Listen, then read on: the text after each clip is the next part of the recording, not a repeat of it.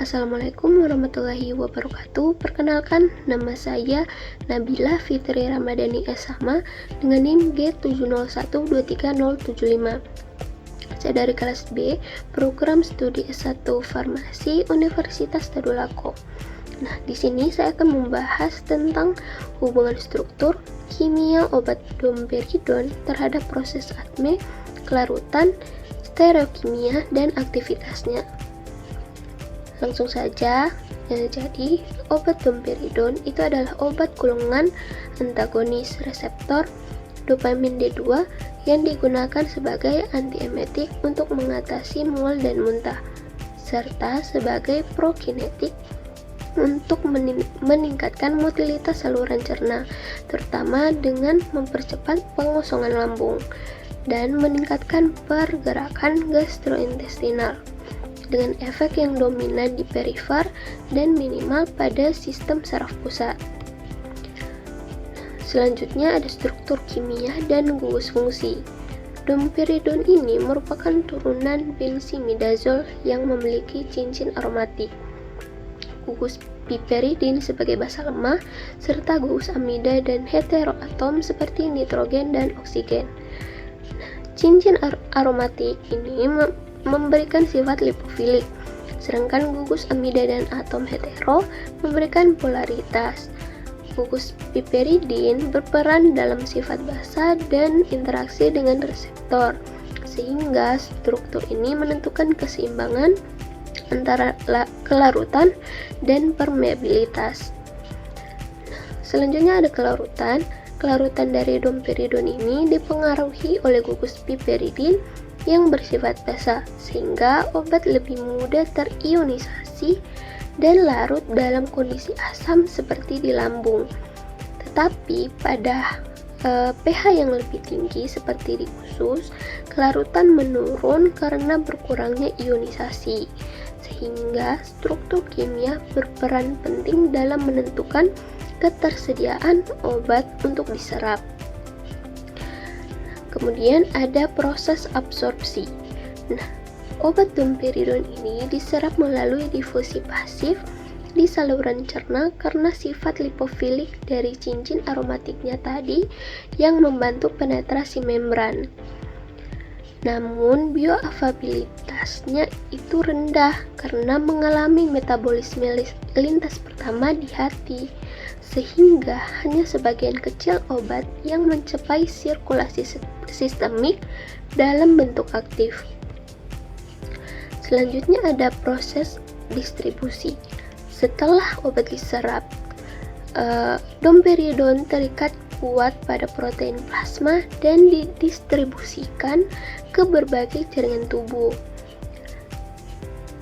Meskipun bersifat lipofilik, ukuran molekul yang besar dan adanya P-glikoprotein membatasi penetrasi ke sawar darah otak, sehingga efek obat lebih dominan di perifer. Nah, pada proses metabolisme itu domperidon dimetabolisme secara ekstensif di hati oleh enzim CYP3A4 melalui reaksi oksidasi dan dealkilasi.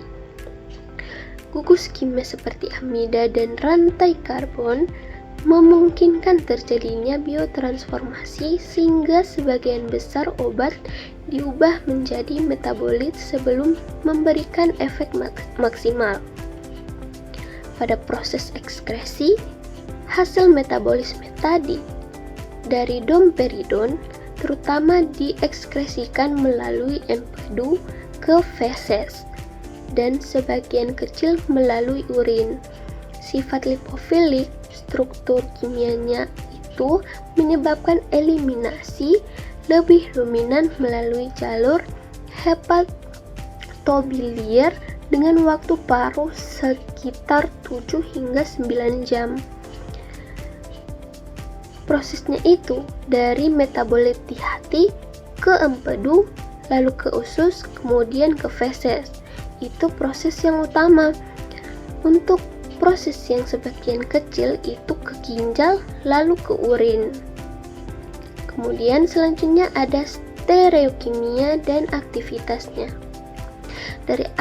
Dari aspek stereokimia, domperidon tidak memiliki pusat kiral sehingga termasuk senyawa akiral dan tidak memiliki enantiomer.